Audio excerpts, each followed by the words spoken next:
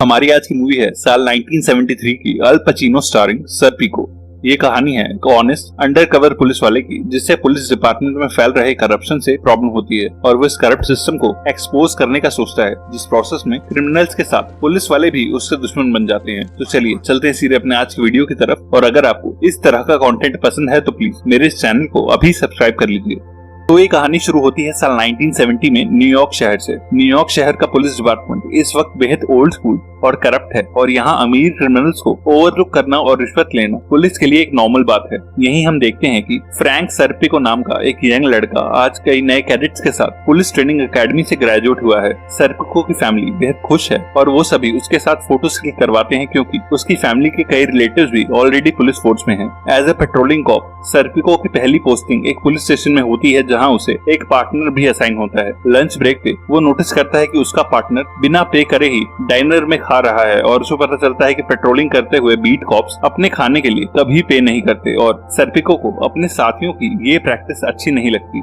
एक बार रात को पेट्रोलिंग करते हुए सर्पिको और उसके पार्टनर को रेडियो पे एक रेप की कॉल मिलती है और वो 3 ब्लैक लड़कों को एक लड़की का रेप करते हुए देख लेते हैं और वो लड़के पुलिस को देखते ही उस लड़की को छोड़ के अलग अलग डायरेक्शन में भाग निकलते हैं और सर्पिको उनमें से एक लड़के को पकड़ लेता है और उस लड़की की गवाही पे उस लड़के पे रेप के चार्जेस लगते हैं। जहां बाकी पुलिस वाले उस रेपिस्ट को कन्फेशन के लिए मारते हैं, वहीं उसके जेल जाने से पहले सर्पिको उससे पोलाइटली बात करता है और उसे कॉफी ऑफर करके बाकी 2 लड़कों के भी नाम निकलवा लेता है। सर्पिको उन 2 लड़कों को एक पार्क में खेलते हुए स्पॉट कर लेता है और स्टेशन फोन करके बैकअप के लिए कुछ और पुलिस वालों को बुलाता है, पर जब उसे कोई हेल्प नहीं मिलती तब वो अपनी यूनिफॉर्म चेंज करके प्लेन कपड़ों में उस पार्क में अकेले ही चला जाता है और दोनों लड़कों को अरेस्ट कर लेता है। इतनी बहादुरी से 2 रेपिस्ट को अरेस्ट करने के बाद भी उस स्टेशन के डिटेक्टिव्स सर्पिको से वो केस छीन लेते हैं और उस केस को सॉल्व करने का सारा क्रेडिट उन्हें मिलता है। और क्योंकि सर्पिको डिपार्टमेंट में नया होता है, इसीलिए वो कुछ नहीं कह पाता। 6 महीनों तक पेट्रोलिंग करने के बाद एक दिन उसे एक डिपार्टमेंटल एग्जाम के बारे में पता चलता है और इस एग्जाम को क्लियर करके वो फोरेंसिक डिपार्टमेंट के फिंगरप्रिंट डिवीजन में ट्रांसफर ले लेता है। यहाँ उसे पुलिस यूनिफॉर्म नहीं पहननी पड़ती और यहाँ उसकी सैलरी भी पेट्रोलिंग कॉप से ज्यादा होती है, इसीलिए वो अपने पेरेंट्स का घर छोड़ के अपने लिए एक नया घर रेंट करता है। शिफ्टिंग के दौरान ही उसे अपने नए घर के सामने एक होमलेस कपल कुछ इंग्लिश शीप डॉग के पपीज बेचते हुए दिखते हैं और सर्पिको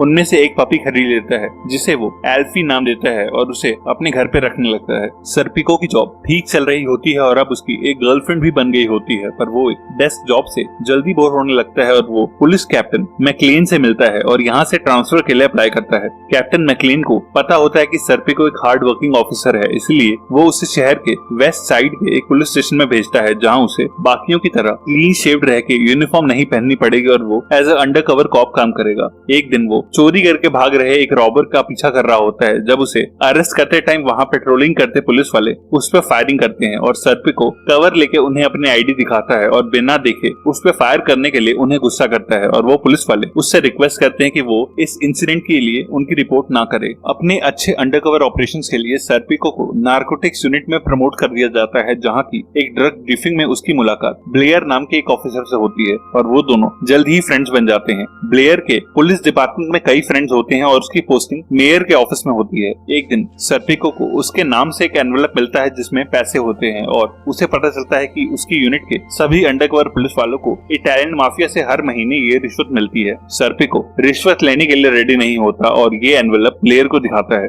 ब्लेयर उसे एक बड़े पुलिस कैप्टन से एक डिनर पे मिलाता है, जहां सर्पिको उसे डिपार्टमेंट में चल रहे इस करप्शन के बारे में बताता है, पर वो कैप्टन सर्पिको को इस रिश्वत को इग्नोर करने को कहता है और कहता है कि अगर उसने इस पैसे को रिपोर्ट किया तो पुलिस वाले ही उसके दुश्मन बन जाएंगे। सर्पिको वो एनवेलप अपने सुपरवाइजर को वापस दे देता है और कहता है कि वो हर महीने ये पैसे नहीं ले सकता। उसका सुपरवाइजर उसे कुछ नहीं कहता, पर वो उसका ट्रांसफर कर देता है, क्योंकि उन्हें ऐसे ईमानदार पुलिस वाले के साथ काम करने की आदत नहीं होती। अब उसकी पोस्टिंग एक गैंग यूनिट में होती है, पर वो रियलाइज करता है कि गैंग यूनिट तो उसके पिछले डिपार्टमेंट से भी ज्यादा करप्ट है। गैंग यूनिट के अंडरकवर पुलिस वाले गुंडों की तरह गैंगस्टर से हफ्ता वसूली कर रहे होते हैं और उन्होंने अपनी रिश्वत के पैसों को स्टोर करने के लिए एक अपार्टमेंट भी रेंट पे लिया होता है। सर्पिको ने पुलिस डिपार्टमेंट सोसाइटी में एक चेंज लाने के लिए ज्वाइन किया होता है, पर ये सब देख के उसे अपनी जॉब और बाकी पुलिस वालों पे बेहद गुस्सा आता है और अब बाकी पुलिस वाले भी उसे इन रिश्वत के पैसों में से हिस्सा देने लगते हैं, पर वो उनसे ये पैसे कभी एक्सेप्ट नहीं करता। सर्पिको अपने पुराने पुलिस चीफ मैकलेन को इस सब के बारे में बताता है और मैकलेन उसे इन करप्ट पुलिस वालों के खिलाफ सबूत इकट्ठा करने को कहता है ताकि वो लोग इस शहर के पुलिस कमिश्नर के पास जा सकें। और इस सारे स्ट्रेस की वजह से उसका अपनी गर्लफ्रेंड से भी रिलेशन खराब होने लगता है।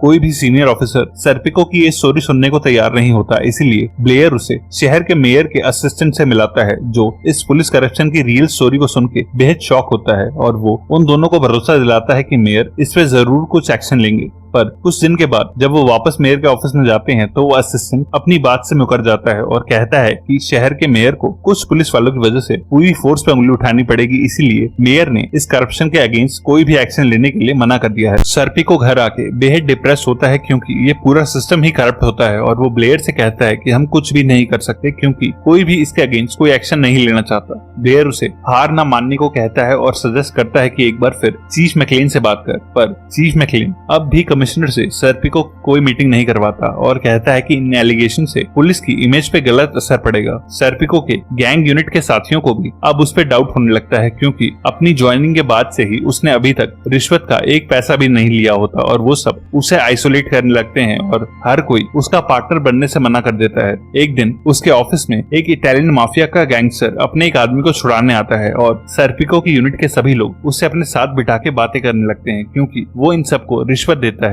उस आदमी के नाम पे कई ओपन वारंट्स होती हैं और सर्पिको उसे अपनी यूनिट के बाकी ऑफिसर्स के मना करने पर भी किसी क्रिमिनल की ही तरह अरेस्ट करके सेल में फेंक देता है और सबको कहता है कि इन गैंगस्टर्स में हमारा डर होना चाहिए। पर उसकी इस हरकत से उसके बाकी साथी उससे नाराज हो जाते हैं। सर्पिको की पेशेंस अब खत्म होने लगती है और वो इस करप्शन के बारे में इंटरनल अफेयर्स के एंटी करप्शन यूनिट को बता देता है। मैकलेन सर्पिको पे बेहद नाराज होता है क्योंकि उसने किसी बाहर के डिपार्टमेंट को पुलिस वालों की ये खबर दी, पर सर्पिको कहता है कि वो उसका और बाकी सीनियर्स का वेट करते करते थक गया था और अब वो ऐसे डिपार्टमेंट में काम नहीं करना चाहता। मैकलेन गुस्से में आके सर्पिको के बारे में बाकी पुलिस वालों को बता देता है और अब उसकी यूनिट का कैप्टन और सभी पुलिस वाले उससे दूरी बनाने लगते हैं। इंटरनल अफेयर्स के कुछ बड़े ऑफिसर्स सर्पिको से उसके ऑफिस में ही मिलने आते हैं और उसके सारे डिपार्टमेंट को पता चल जाता है कि वो करप्ट पुलिस वालों की कंप्लेंट कमिश्नर और हायर अथॉरिटीज को कर रहा है। कमिश्नर फाइनली 4 लोगों की कमेटी बनाता है जो सर्पिको के मल्टीपल इंटरव्यूज लेते हैं, जहां सर्पिको उन्हें सारी रिश्वत और ऑफिसर्स के बारे में बताता है। पर सर्पिको इस बीच डेली अपनी जॉब भी कर रहा होता है और उसके बाकी साथी अब उसे डराने लगते हैं और वार्न करते हैं कि वो अपनी कंप्लेंट में उनमें से किसी का नाम मेंशन ना करे और वो उसकी कई बार तलाशी भी लेते हैं क्योंकि उन्हें लगता है कि सर्पिको वायर पहन के उनकी बातें रिकॉर्ड करता है। उसकी गर्लफ्रेंड भी उसे ये करप्शन एक्सपोज करने के लिए मना करती है क्योंकि उसे अब जान का खतरा होता है, पर सर्पिको ऐसा नहीं करता और इस स्ट्रेस की वजह से वो उससे ब्रेकअप कर लेती है। पुलिस कमिश्नर की बनाई हुई वो कमेटी इस करप्शन के केस के साथ कोर्ट में जाती है जहां सर्पिको को एज अ विटनेस बुलाया जाता है, पर पुलिस डिपार्टमेंट को डिफेंड कर रहा लॉयर सर्पिको से करप्शन और ब्राइबरी के बारे में कोई क्वेश्चन ही नहीं पूछता और उस केस का कोई कंक्लूजन नहीं निकलता, जिस बात से सर्पिको बेहद नाराज होता है क्योंकि अब तक सारे शहर के पुलिस वाले सर्पिको के खिलाफ हो चुके होते हैं। सर्पिको अपने पुराने डिपार्टमेंट से भी ट्रांसफर ले लेता है, पर इस नए ऑफिस के पुलिस वाले भी ओपनली एक विसल ब्लोअर होने की वजह से उसे मारने की धमकियां देते हैं और एक पुलिस वाले को सर्पिको खुद पे अटैक करने के लिए स्टेशन में मारता भी है। जब उसे कोई और रास्ता नजर नहीं आता तब वो ब्लेयर के साथ न्यूयॉर्क टाइम्स के एक रिपोर्टर को अपनी सारी स्टोरी प्रूफ के साथ दे देता है और अगले दिन ये न्यूज अखबार में छप जाती है।